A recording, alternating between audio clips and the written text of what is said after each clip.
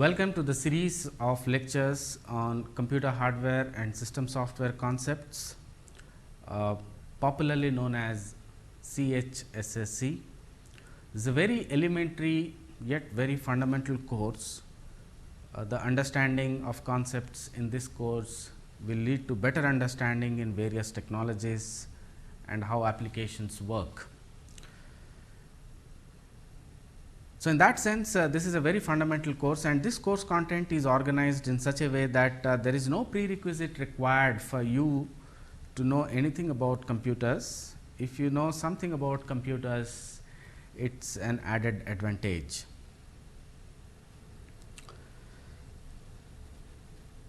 So, having said this, let us quickly look at the course objectives. Broadly, there are 4 units.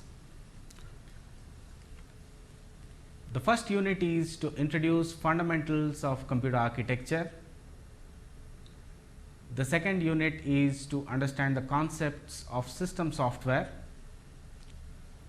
The third unit is to understand the concepts in operating systems. And the fourth is understanding concepts in computer networks. While the whole of the objective is to understand the fundamentals and the concepts, it is very important to know that these concepts should be understood with an intent to apply them. How do they function in an actual environment, in an actual application, how do they work is more important than being mere concepts. Having said this, it is also important to look at what kind of references can be used to study further in each of these subjects. The content that you would see in these slides are merely capsules and key conceptual points to be highlighted. The details and perhaps for a elaborate study, these references can be used. The first is on a structured computer organization by Andrew Tannenbaum. This is a very basic book to understand how a computer is organized, basic elements in a computer. Silberst and Galvin, very fundamental book for knowing operating system concepts. I believe these new editions would have come by now. For networks, this is one of the very basic books by again Tannenbaum. Understanding compilers, how they are built, designed, implemented, tools associated with compilers. You have Aho Setty-Ullman.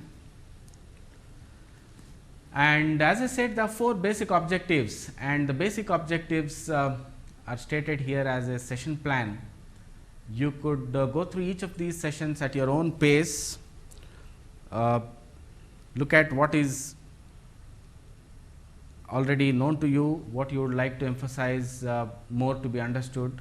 And here is the quick split of the 4 objectives. We will start with a small background as to what is a computer, why do we need it, things of that sort. Then we look at the key components in a computer architecture. We look at another key topic on various addressing modes. Then you have unit 2, which introduces system software, how different it is from an application software, and then the 4 major functions of an operating system. And the first major function will be introduced as memory management. You then have process management, file management, device management, and then the final part of this entire course is the computer networks. So, for each of these, now let us go back to our high level design description of a course. And if you see the high level design description of a course, what we expect you to demonstrate is stated here: demonstrable knowledge, skills.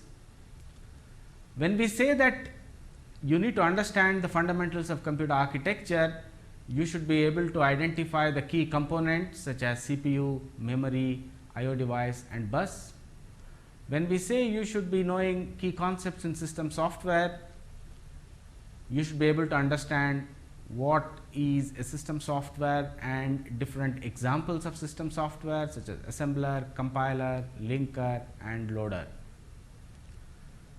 When we say you should know the key concepts in operating system, you should be able to know the major functions that an operating system does: memory management, process management, device management and file system management. And when we say that you should be knowing key concepts in computer networks, you should understand why they are needed, what is the need for a computer network, different topologies, the layers through which a network is implemented, the functionality of each of these layers, and distinguish between different types of networks such as LAN and WAN. Also, please note that this course is meant for a duration of 12 lecture hours,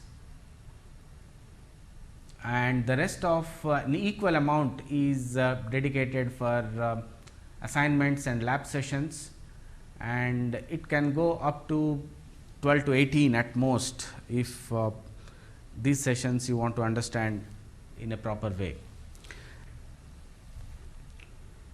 We have heard about what are the course objectives, the CHSSC course objectives. Let us also look at what things are not going to be emphasized in these 4 units. In the first one, that is the computer architecture, we are not going to talk about what technologies are used to fabricate CPU or memory or chips. In the system software part, we are not going to look at how a compiler is implemented, right? What algorithms are used to implement a compiler or a linker or a loader. From a design point of view, we would be looking at what are the issues, concerns that a system software developer should be aware of for each of these system software, but not as an implementation from an implementation point of view. In the operating system case, again we are not going to talk very specific to any operating system, let us say DOS or Windows or Unix. However, from time to time you would hear instances from these operating systems such as Windows or Unix to bring more life to the concepts or to bring more practical points to the concepts. So, Unix and DOS and Windows are not part of this unit. In the last case, there are a lot of things again which are not going to be emphasized, whether it is internet or whether it is TCP IP or whether it is any set of protocols. So, now let us get back to what we started with in the presentations and what are the various points that we would like to cover in the session plan. The first thing that we said was to create a background. This is the unit 1, main components of computer architecture, and understand the different addressing modes. So, here is a question for all of us. This is the first question that anybody who is interested to know about a computer would be seeking an answer. What is a computer?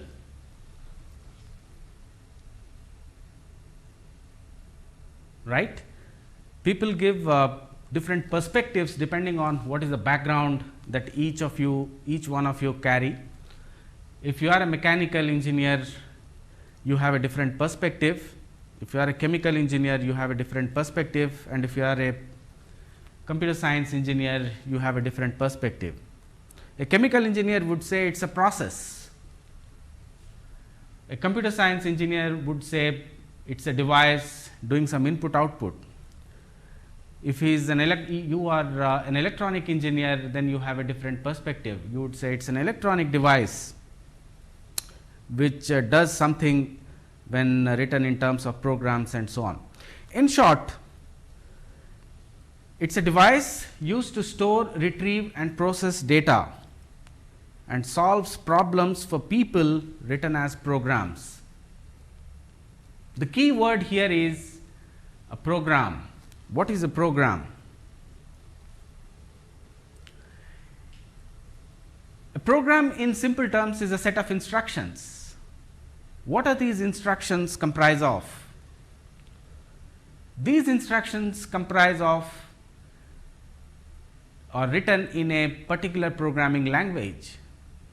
So, you would ask which programming language these instructions are written.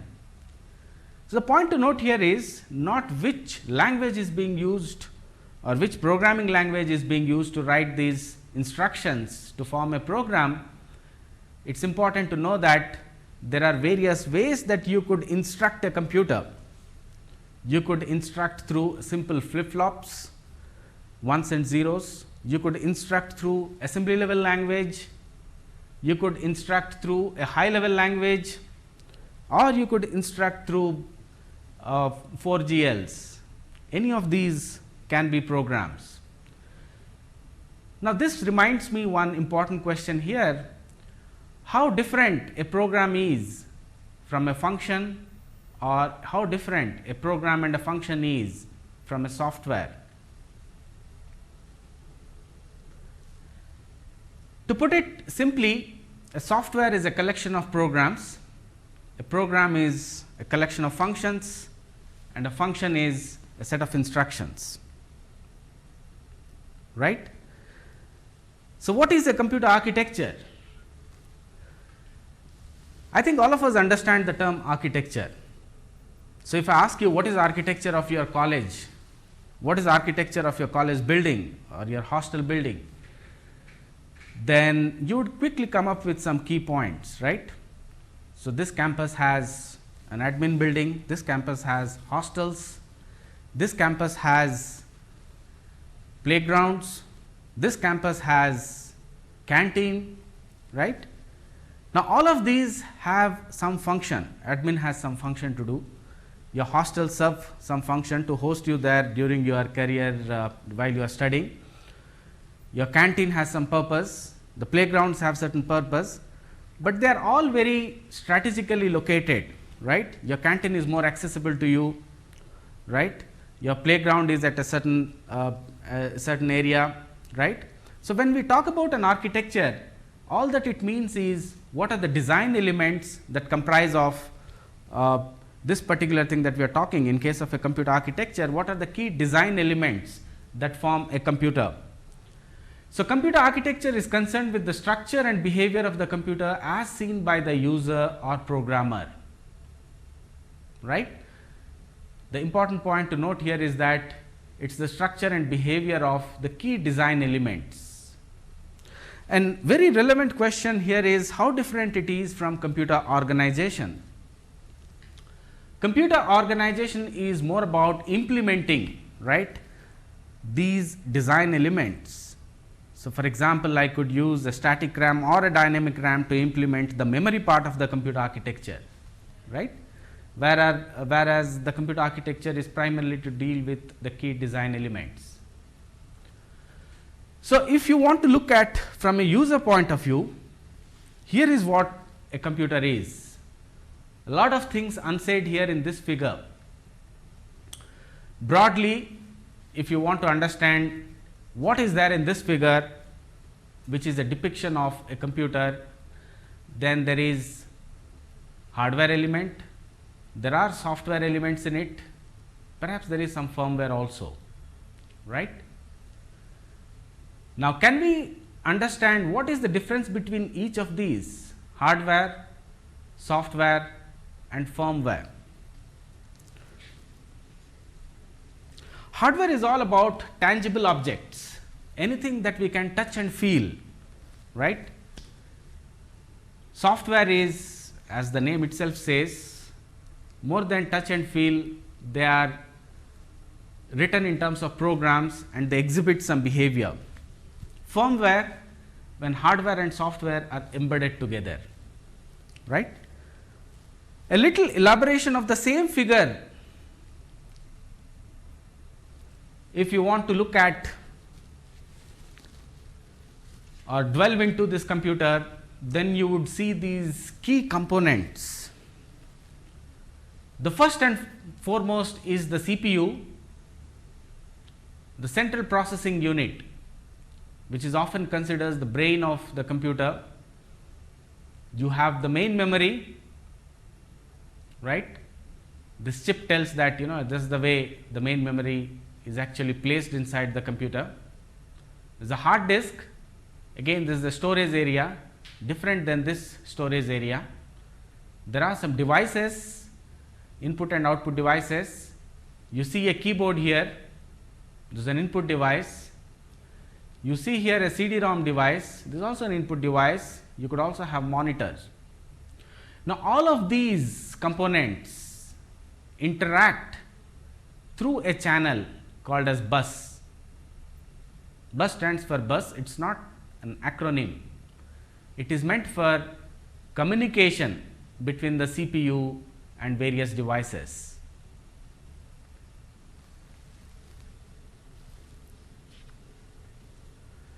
Let us look at each of these key units, the design elements, little more deeply. The first one is the CPU. What is it? People also call that as a processor, not a process. There is a difference between a process and a processor. Processor is a hardware element, you can touch and feel. It is the brain of the computer, and the key function of this processor is to fetch instructions from memory, examine and then execute. There are three functional units inside this CPU. These are control unit, arithmetic and logical unit, and a whole set of registers.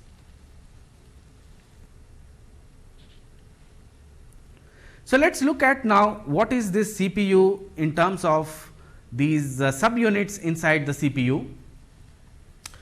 The first and foremost inside the CPU is the control unit, which fetches instructions from memory, interprets these instructions. Then you have the arithmetic and logical unit, which performs arithmetic operations like addition, subtraction, multiplication and so on. It also does logical operations. The logical operations are like greater than, less than, equal to. Here the data value is numeric, whereas here the data value is a Boolean. The third part in this CPU is a set of registers, and some of the key registers are mentioned here. There are very high speed memory units in the CPU for storing very small amount of data. Please note that they store very small amount of data, right. Large amount of data are stored outside this CPU, whether it is in main memory or in secondary memory. Some of the key registers are the program counter, also known as PC, instruction register, also known as IR, memory address register, MAR, memory buffer register, MBR, accumulator. Sometimes you can use that for scratchpad. Just to understand, when we say CPU, what are the various types of processors available in the market? There are many types of processors that are available in the market. The point to note here is that broadly two categories are more popularly known, the Intel series and the Motorola series. So, you have in the Intel series starting from 8088, 80286, 80386, 80486, Pentium series itself, right, Pentium 3, Pentium 4. On the other hand, you have the Motorola processors. 68000 are often called as 68K, 68020, 68030. Now, looking at these numbers, here is a question that we should know. One question that comes at this point of time is, what are these strange numbers? Do they have any significance? And the second question is, which is good? When I say which is good, not in the same series that Intel or Motorola, but we are talking is Intel processors good as compared to Motorola processors. So, let us attend to the first question, What is the significance of these numbers? There isn't any significance of these numbers other than the fact that these numbers have an increasing capacity or increasing power. 80486 is more powerful than 80386, is more powerful than 80286, right. The second question that we said, so is in this case Motorola 68030 is more powerful than 68020 than 68000. So, when we say more powerful, it has perhaps more maths processor unit or able to do more processing on the GUI or able to do some graphic application processing and so on. The second question that we asked was which is good. The question should be looked at in its right perspective. This is like asking a question, is tea better than coffee or coffee better than tea? It is a question of choice and depends on the contextual situation. So, if you prefer one of them or if the need is for one specific type, then accordingly one is preferable over the other. Other than that, there is no reason why this cannot be used where this can be used and vice versa. Motorola can be used in Unix platforms, so does Intel, and similarly Intel can also be used in Unix platform as in Motorola. The second most important design element in the computer architecture is about memory.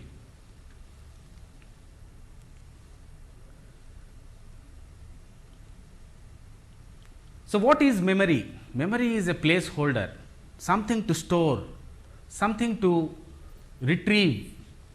The various types of memory, people use these names often sometimes interchanged with slight variations, but let us understand some of the key types of memory here. Internal memory or internal registers, main memory also known as primary memory, cache memory and secondary memory. Again, these have following different subtypes. Your primary memory can be random access memory or read only memory. Often this is a small component, this is a very large component. We look at what kind of size typically this RAM and ROM and CD-ROM, CD-RAMs comprise of. Cache, once again it can be internal or it can be external. For example, Pentium has a cache, 80286 does not have a cache. So, let us look at each of these different types of memory now. We said internal registers or internal memory, typically these are in the form of registers, and remember what we said for registers, they store very small amount of data and they are typically internal to the CPU, and often they are volatile. The primary or the main memory is the second type, and here primary or the main memory is volatile unless it is a ROM. So, that is why there are two different pictures that you see. Read only memory, this can be non-volatile, however, random access memory is volatile. Now, what is volatile? Volatile says that when the power goes off, then the contents are no longer available. So, the contents or the data is available as long as there is power. Hence, RAM is volatile. The third and most critical for faster execution of instructions is the cache memory, sometimes called as cache memory. This is the memory placed between CPU and main memory. Remember the figure that we have shown you, where there are different types of memory accessing the CPU through a channel, and this cache is something which is in between the CPU and main memory. The interesting thing to note here is that cache contains a portion of the main memory. a portion of the main memory. What is that portion? The portion which is frequently required or most frequently used, right. So, the idea is that if CPU is requiring most frequently used data or instructions, then it can access it directly from the cache and hence can be much faster as compared to accessing it from the main memory, because the technology that is used to implement cache gives you faster access than the technology that is used to implement main memory.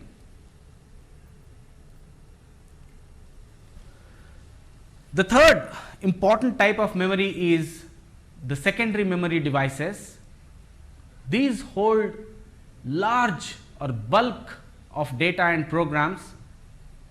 So, you would see here a lot of examples of secondary memories. You have hard disk. These are placed separately along with the CPU. Nowadays, you can get hard disks at a very economical cost. For a 4,000 bucks, you can get about 40 GB, and these are readable as well as writable, right. Of course, they have a lifetime, but you can write on the data that is already there, you can read the data what has been written. And in today's scenario, you see the unit of this hard disk space is gigabytes. Giga is 2 to the power 30. You also have floppy disks. Nowadays, these have become obsolete. Instead of that, nowadays you have slightly different versions of these floppy disks, what is called as pen drives. So, here is one example of a pen drive. So, you could see here this is exactly looking like a pen, and you just put it into the computer. This is called as a USB port, and this acts like a disk.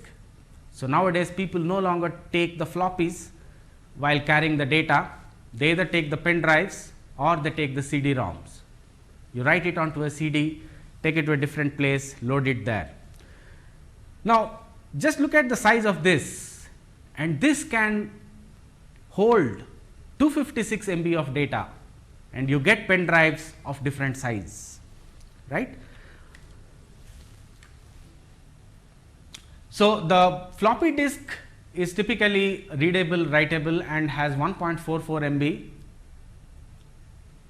MB is 2 to the power 20 megabytes, B is bytes here, please note that it is not bits. Then you have CD-ROM, and you also have CD recordable. CD-ROM, as the name suggests, they are read only. They can hold large significant amount of data or program. You can use it for porting from one place to another place, right, and they are not writable. That is why it is called as a ROM, read only, and their size vary 650 to 700 MB. That is also a very good size to carry any programs or part of a software or some tools in a software from one place to another place, right. You also have CD recordable devices. This is similar to CD-ROMs except that they are recordable. So, you can write onto them, and their capacity or the size is similar to a CD-ROM.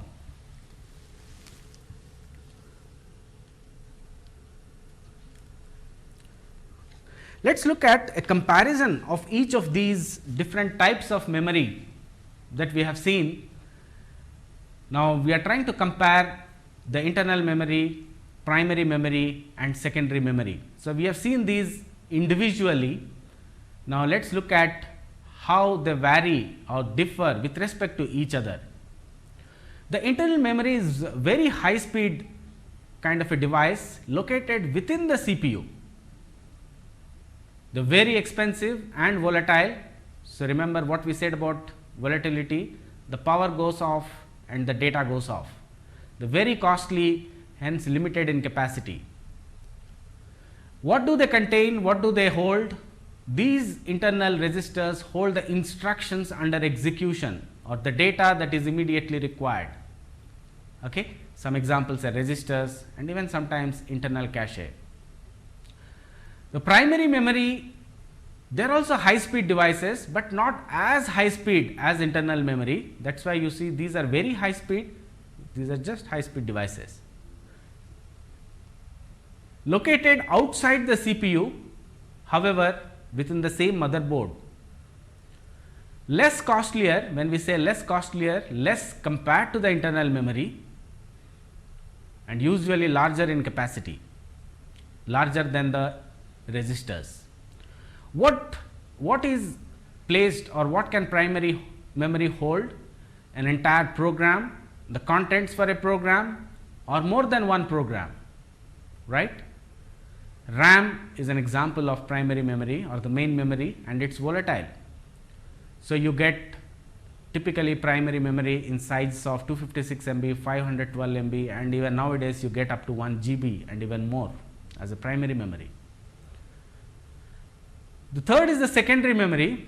It is low speed, again lower than this, that is the primary memory. It is non-volatile. This is the most important thing to note as compared to the previous two, which means that the power goes off, the data is still retained. When the power comes, you can again retrieve it. Low cost, it is low as compared to the primary memory. It can be very bulky, huge in capacity, right. The limitation of this secondary memory is that the access times are very slow as compared to the primary memory, right. And what is stored in the secondary memory? Programs not currently being executed.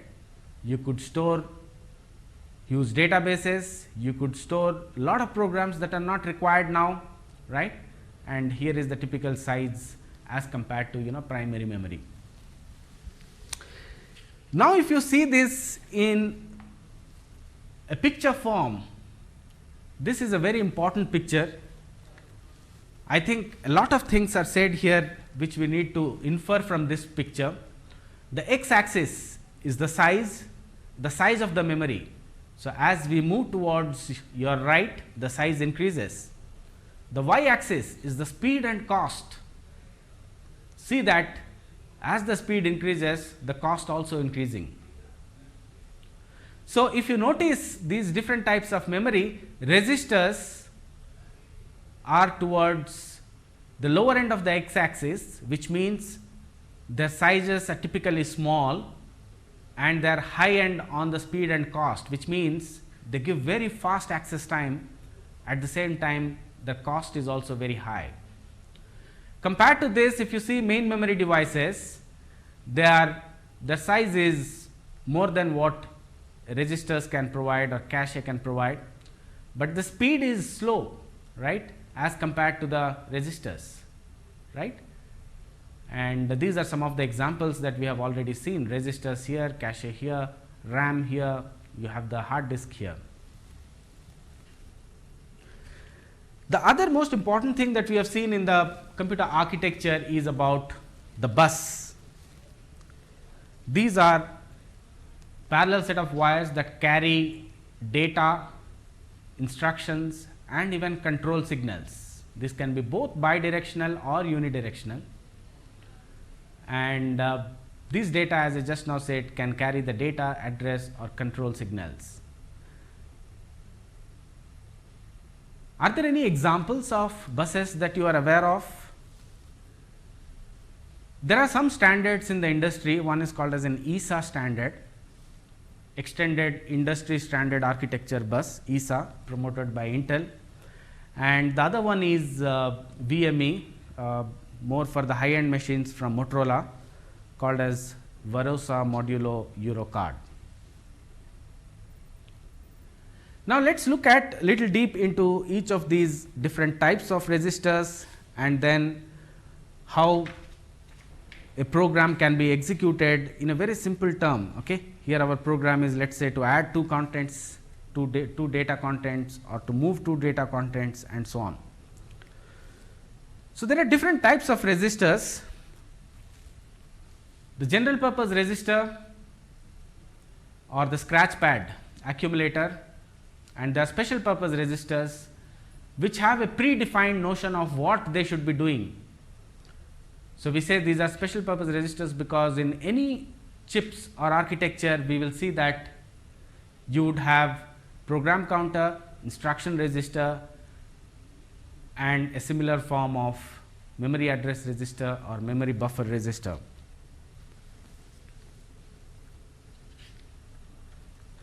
Putting all things together and also elaborating the subunits in this. So, we talked about CPU, and in the CPU there are 3 subunits: control unit, arithmetic and logical unit, general purpose registers. There are some special registers here, that is what we said, program counter, right, instruction register. There is also a general purpose register, something like an accumulator, and the whole of these things, right, either place the data in the memory or retrieve the data from the memory. Okay. So, that is the essence of this picture, where the registers, CPU and memory all are intertwined. Now, when we say program can be accessed or data can be accessed by the CPU from the main memory, there are a couple of well-known architectures. One is the hardware architecture, the other one is the von Neumann architecture.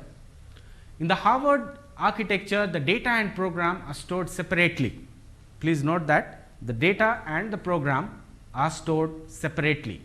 Of course, each of these kind of architecture has its own pros and cons. The pros is that you can clearly separate your program part from the data part, right. The program part is in the code region, the data part is in the data region, right. However, the disadvantage is that you need different mechanisms to fetch your data and programs. Let us look at another architecture, the von Neumann. We will spend little more time on this.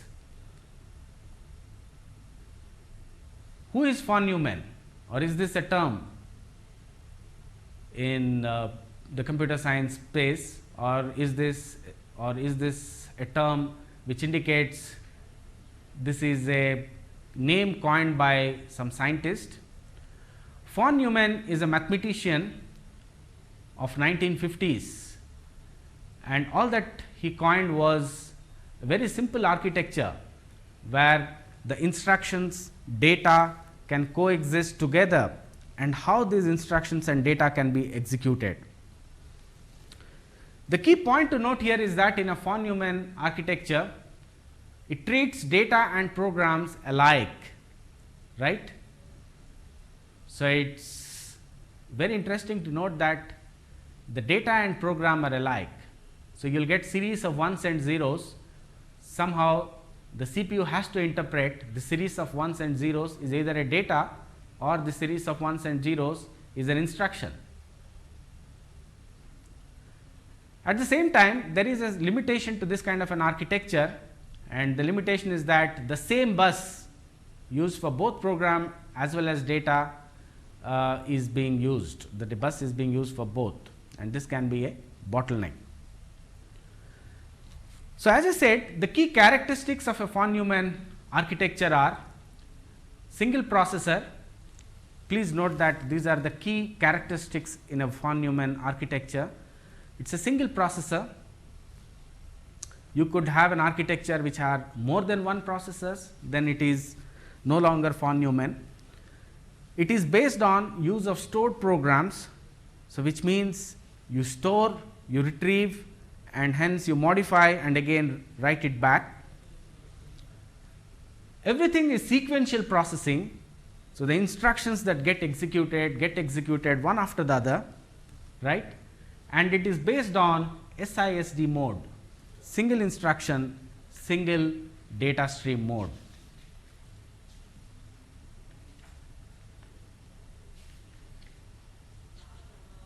You could also have variations to these each of these characteristics, and hence you would get different types of architecture.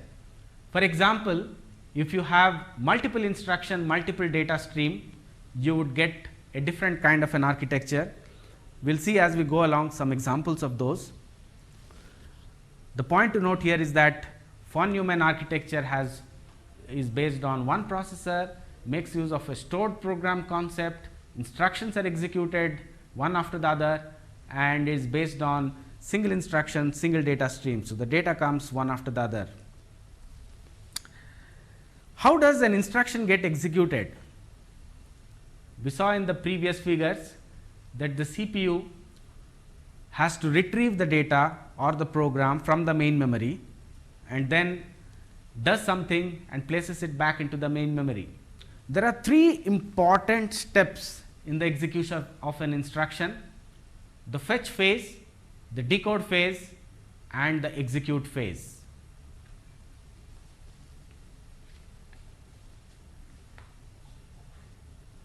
The fetch phase, the instructions are retrieved or picked from the memory.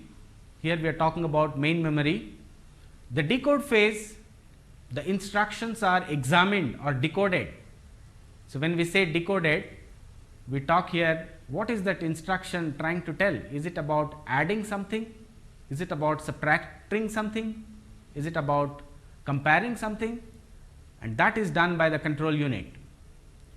And then you have the execute phase, which actually says, suppose if it was an add instruction, then it needs to do certain thing. Suppose if it was a compare instruction, then it needs to do a comparison. Now, here is a figure which I think we should run through as an example for an instruction which is add R1 R2. Okay.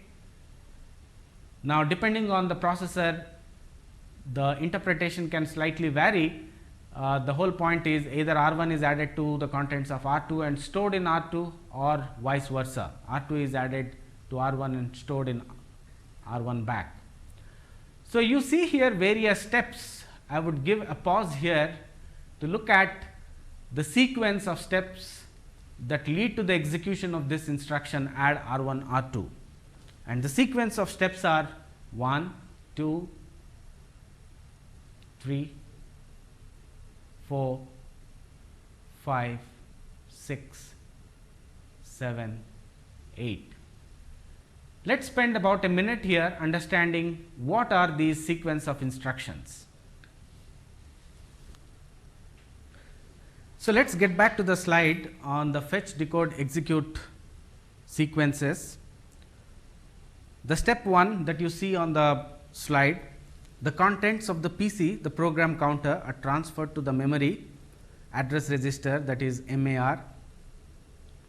Step 2, the content of the main memory as pointed by the MAR register is accessed through the bus, address bus. Step 3, the current instruction, and the example that we are talking here is about add R1 R2, is fetched into the MBR, memory buffer register. These contents flow through the data bus. The fourth step, the instruction is then transferred from MBR to the instruction register. This comprises of fetch phase, 1, 2, 3, 4 steps. The instruction decoder unit in the control unit is now responsible for the execution of the next steps. The step 5, the opcode part of the instruction is transferred to the instruction decoder. And step 6, the instruction decoder in this case examines that this is an add instruction, interprets that it is an add instruction, now understands that it has to invoke the add module in the ALU, and these 5, 6 and the 7th step, which is incrementing the program counter to point to the next memory location, is the decode phase. And once the ALU gets the data, the step 8 is about execute phase. It adds the two numbers and stores depending on the processor. I would now like to suggest you that we should look at another example and see how the same steps have a meaning to this particular instruction, and the instruction is add 5000 to 6000. I would suggest you all to walk through the same 8 steps with this kind of an example what happens in each of these steps with this instruction and these being the data points.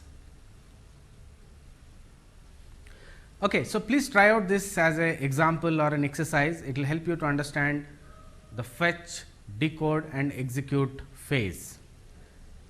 So, while we are talking about instructions, one important point to note here is that whatever be the instructions, they fall broadly into these following categories, and these categories are arithmetic, logical, program instructions, IO instructions and data transfer instructions. The arithmetic instructions typically operate on numerical data, the add, the addition, subtraction, multiplication. Logical instructions doing comparison operations, less than, greater than, equal to, operate on Boolean.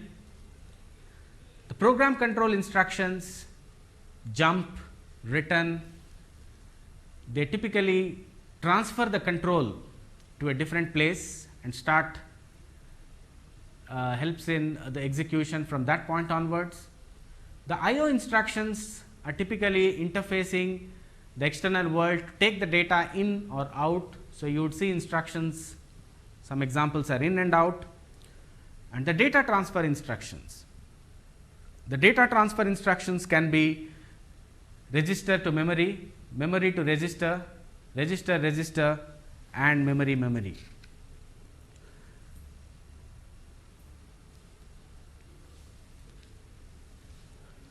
So, these are the 4 different types of data transfer instructions: register, memory, memory, register, register, register, memory, memory, right.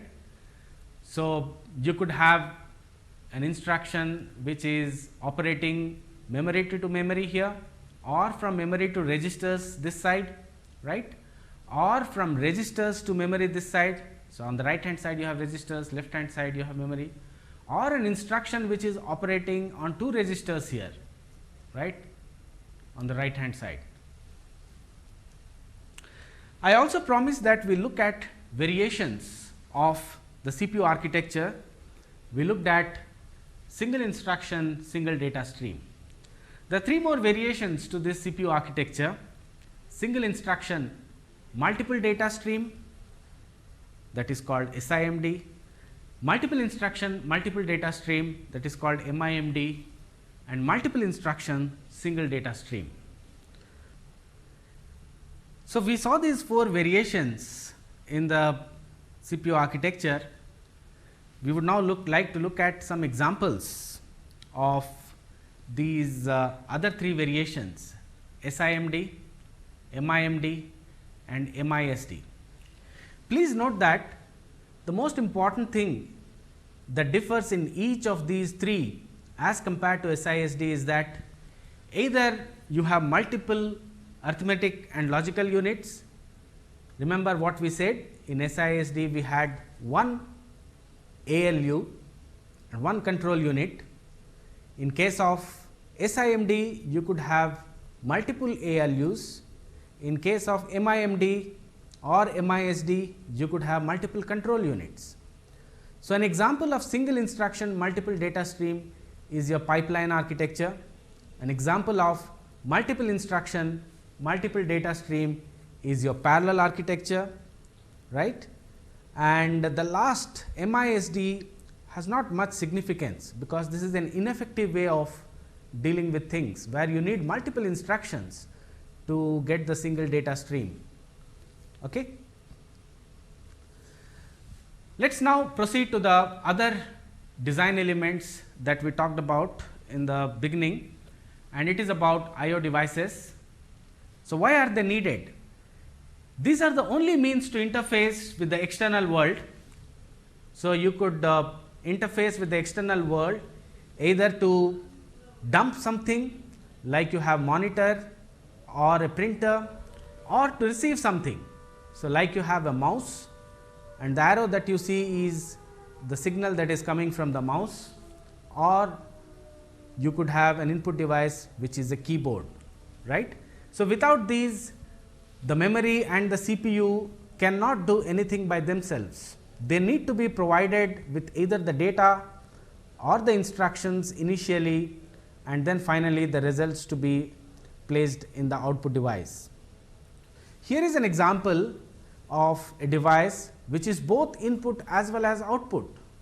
Please note that monitor is only an output device, whereas your hard disk is both an input as well as an output device. So does a pen drive or a floppy disk. One important point I think we should also consider while we are talking about CPU performance was, how do we measure what is the power of a CPU? What are the various measures of a CPU performance? There is this clock speed, and the clock speed merely tells how fast the clock is. So, if I may draw a picture of a clock speed signals, so you will see a clock running like this, or you see a clock running very fast. So, a clock speed merely tells how fast the clock is. So, you could have a clock speed which is 1 gigahertz or a 2 gigahertz, which means 2 gigahertz clock is much faster than the 1 gigahertz clock, right. But remember, each instruction takes multiple triggers or multiple pulses. So, the question that we want to address here is, on an average, how many instructions get executed per second, and that is where MIPS comes as a measure. So, the MIPS says that million instructions per second, on an average how many instructions I can execute per second, because each instruction, the number of pulses or the triggers that it requires will vary. So, this gives on an average so many instructions get executed per second, right. So, that is called as MIPS. Now, similar to the instructions, you have another measure which talks about how many floating point operations get executed per second, and that is called as flops, floating point operations per second, which is typically handled by the coprocessor unit. We now look at what is the different means by which instructions are accessed, and that is the subject of addressing. Addressing is a way of accessing memory locations which contain the data or the instructions for processing. So, you could have many ways to address the same data or the instruction, and sometimes it is very important to know that there are only some of these which are best suited for a given application or for a given purpose. So, let us look at these different modes of addressing: implied addressing, immediate addressing, direct or absolute addressing, relative addressing, indirect addressing.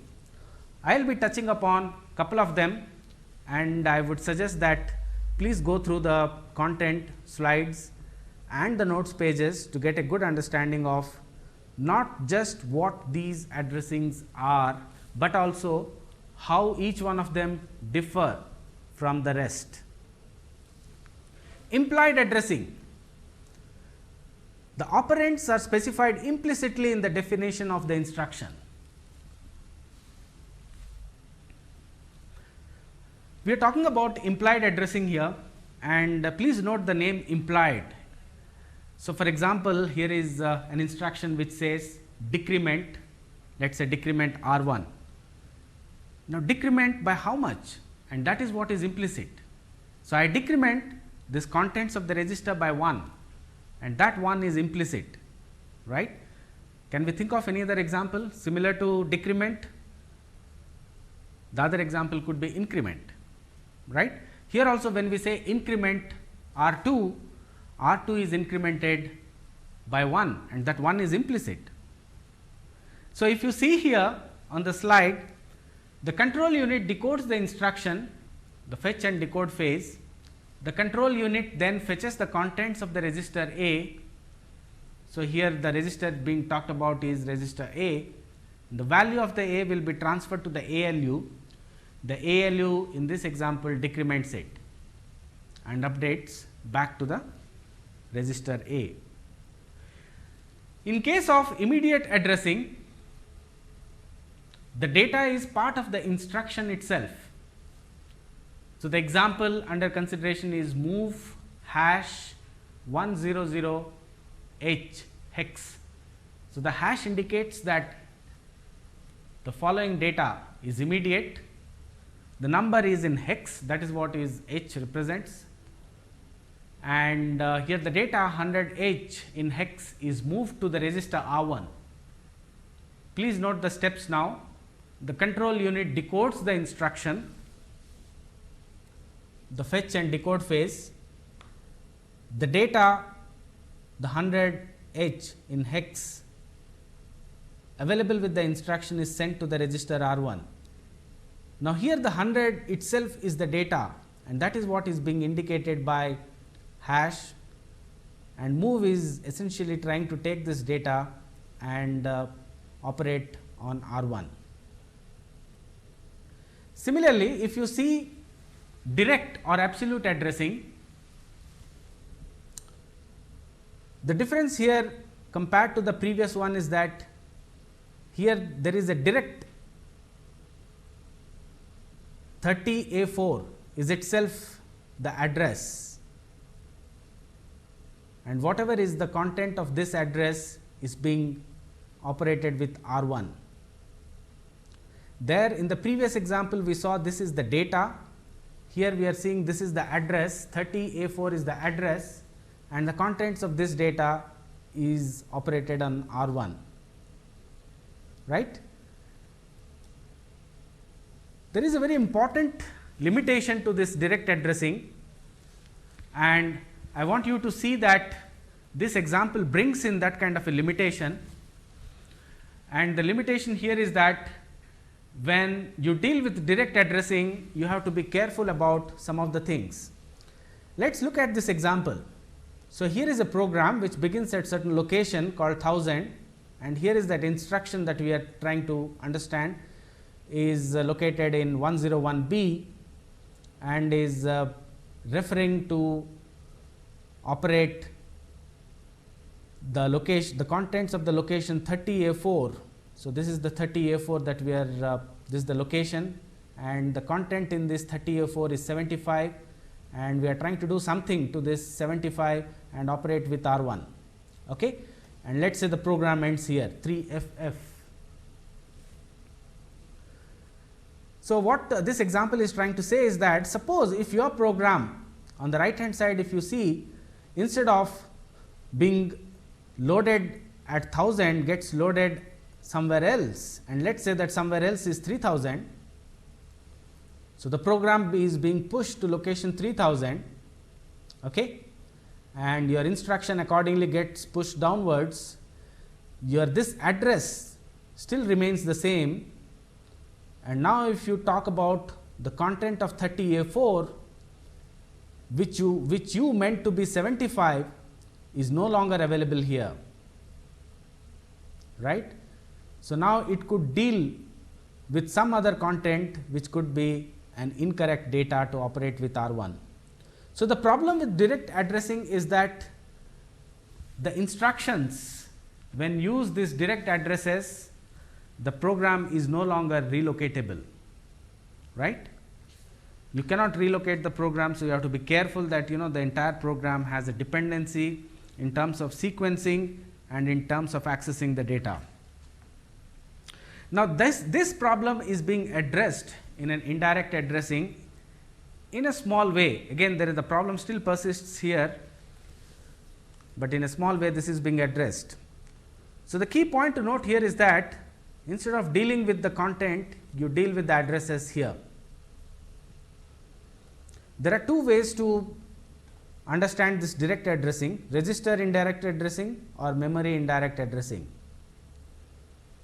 In case of register indirect addressing, the address of the data is stored in a register, whereas in case of memory indirect addressing, the address of the data is stored in another memory location.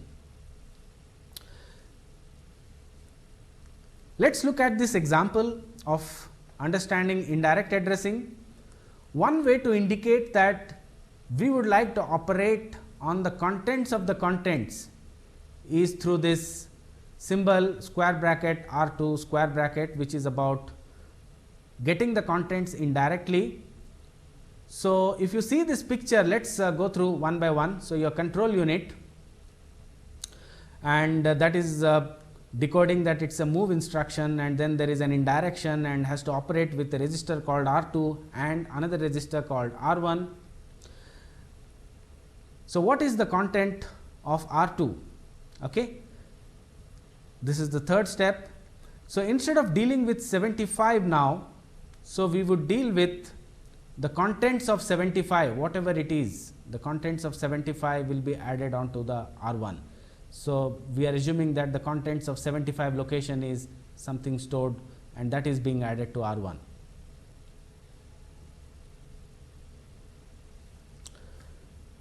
So, in the previous example we saw register indirect addressing. We now want to see very similar example of dealing with memory indirect addressing. So, all the steps are the same, except that as we said, instead of dealing with the content of 7010, we would like to deal with the contents of 7010. So, what is the content of 7010? 30A4, and what is the content of 30A4? 75. So, that is what is going to be used. Okay. There will be still some problems with indirect addressing. I would like you to think about what kind of problems still arises, and let us look at the most important kind of an addressing, segment register addressing. Please note that there were problems with direct addressing, part of it got resolved in the indirect addressing mode. Indirect addressing still has a limitation that you could get away with the problem that you had with with direct addressing, but you could move across any part of the main memory, and moving across any part of the main memory is essentially trying to violate some zones meant for either the system's programs or some zones meant for some specific purpose. Let us say that is meant for code, or something is meant for only data. So, in case of segment register addressing, the boundary cannot be crossed by any means. That is the most important point to note. And when we say boundary, each of these segments are a unit by themselves. So, you see here different segments, and whenever a program is relocated, it is relocatable without any problems within the same segment. So, the method of dividing the main memory into segments is called as segmentation. Typically, you could have different segments for, let us say, code or data or stack, right? And the starting address for each of these segments. So, for let us say this data segment, the starting address of this segment is stored in a specific register called as segment register, and for addressing any location in the memory, we have to add to this segment register and then access the locations here. So, instead of a program counter alone, you have program counter and then this starting segment register to be used in order to access the locations, and you will be within this segment alone. Here is an example of how the starting address along with the segment starting address are being used to access a location. I would leave this figure for you to understand how segmentation addressing is being done. Before we summarize this unit, let us take a quick stock of what we covered, whether we have understood what has been covered, and I would now suggest you to have a look at the questions that are there. Very simple questions. This will help you to trigger more thinking. This will help you to search for some more understanding for the concepts that we have covered. So, let us start with the questions that I will read out for you for the first unit. A dash is a machine which solves problems written in the form of dash for people. Question number 2. A hardware in a computer system consists of what kind of objects, such as, give some examples. A software in a computer system represents a, what is that? Which has emerged from an implementation of an idea. Question 4. A typical computer system comprises of CPU dash dash and dash. Please fill the key design elements in question number 4 that comprises a computer. Internally, a CPU consists of, please fill the key subunits in a CPU. Question number 6. Some of the examples of the CPU are, give some examples for the Intel series and give some examples for the Motorola series. Question number 7. What is a von Neumann model? Von Neumann model is a what kind of machine? Already there is a hint given here. Of the 3 types of memory, question number 8, you can mention here any 3. The point to note here is that the memory which is non-volatile and can hold large data and programs not currently being executed is, what is it? Is it cache? Is it register? Is it secondary? Is it primary? Question number 9. Dash is a way of accessing memory locations. Question number 10. I think the 10, 11, 12 are slightly descriptive, and you need to discuss with people, you need to discuss with your peers, team members, and arrive at a most suitable kind of a solution. The difference between a bit, byte and a word. Okay. I think the important point to note here is that there is no definition for word here. So, you have to come up with a way to understand what it means to say a word. In some machines, a word is of some size, in some other machines, a word is of a different size. Okay? A bit and byte are very standard terms that people often use. Question number 11, the difference between a function, procedure, program and a software. Right? I stated this during my session. I would like you to elaborate and understand these terms in much more deeper way and also differentiate each one from the other. The last question is more important. I think at the end of this unit, we should be able to differentiate what is meant by a mini computer, what is meant by a microcomputer, what is meant by a supercomputer. Okay? And you have also been provided with some hints here. We are not really looking at what is the exact speed, we are not really looking at what is the exact cost. What you could do is draw a matrix. The rows are your mini computer, microcomputer, supercomputer. The columns are those parameters like the speed, size, cost, what function they do, any names of those computers that you are aware of, and then try to compare relatively. For example, is a mini computer cost is more than the supercomputer or less than the microcomputer? So, if you use some relative terms here in this matrix, that would also help to understand what each of these are. Okay? So, it is a good idea to give some examples of each of these computers. We have heard of supercomputers, but we should be knowing one example of a supercomputer, if not more. We have heard of mainframes, we should be knowing one example of a mainframe, right?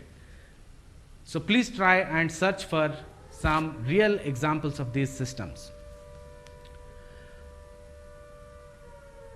We call this as a learning guide or quick stock taking at the end of a unit, and this helps you to assimilate what has been covered in this unit. The other most important thing that we want you to be very clear on is how do I apply these concepts. Okay? So, you have heard about what is a CPU, what is a memory, you heard about what are I/O devices. Here is a question for you all, and this question you must work out as an assignment, as a group, together as a group, but please try to work out. And the question is, often we come across this kind of question: what is the configuration of your system? Right? So when people ask such a question, you should have an answer. So what do you expect for this kind of a question? When somebody asks what is the configuration of a system, the person is essentially trying to look for what kind of CPU you have, what kind of size of memory you have, do you have a cache, what is the size of the cache, what kind of I/O devices you have. So please go to the laboratory, whether it is Windows or Unix that you have an access to. Please find out, how do I go about finding what is the CPU that this particular system has.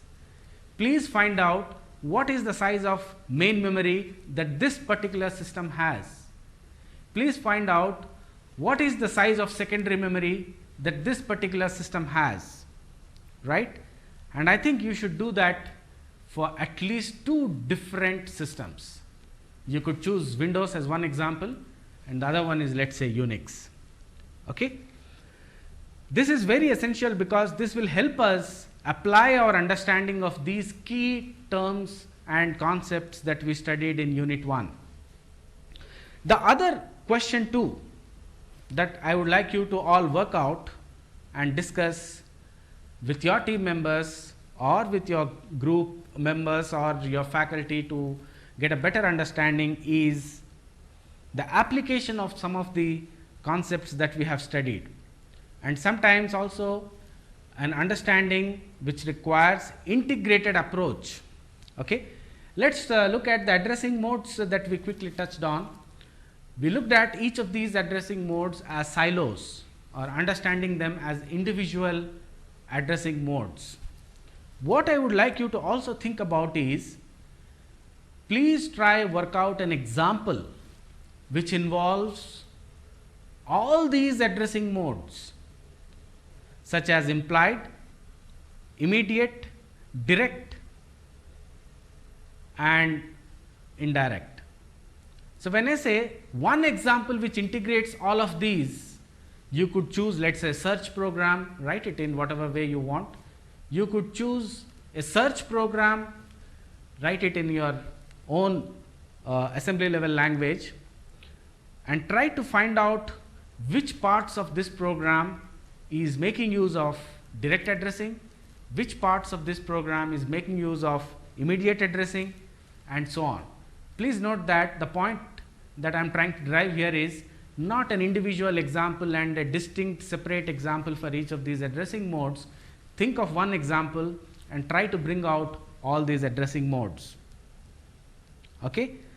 The other way also to understand these addressing modes is to come up with an analogy and show that the addressing mode is very simple, and I can understand through a day-to-day life example. Okay? So let me share one example here. Let's talk about a restaurant. So there are many items there. I say, please give me whatever is there in the rice ball. So I am talking directly, saying this is what I want from that rice ball. If I say, please give me whatever is there on the left of the rice ball. So what is this addressing that we are talking? Right of the rice ball? So this is something like relative addressing. Think of such very common day-to-day analogies which help you understand some of the very concepts that we studied in the addressing modes. This brings to the end of the first unit, and what we quickly looked at was what are the various components in a computer system: the CPU, the main memory, the I/O devices, the bus, right? We looked at the most important and a fundamental architecture called von Neumann, which is based on SISD model, right? Then we looked at how the instructions get executed, the fetch, decode, execute cycle, what happens in the fetch, what happens in decode, what happens in execute. Through an example, something like add R1, R2. We then looked at what is memory, what are the various types of memory, some examples of memory, and how they differ from each other, what they are capable of storing, what they are capable of not storing. We also looked at what are I/O devices, some examples of I/O devices, and their importance along with the other design elements, right. We looked at the channel that is used for communication between the memory and the CPU and the I/O devices. So, that is the bus. This can be bidirectional or unidirectional, and the same bus can be used for data, program as well as control signals. We then looked at when the data is being accessed, the various modes through which the data is accessed, couple of examples and couple of addressing modes we looked. For example, the immediate addressing mode, the direct addressing mode, and segmentation. So, with this we now come to a close of the first unit, and please look at the questions that we had asked you to work out. Please look at the problems that we discussed to be worked out. This helps in the proper understanding of the whole unit. Thank you.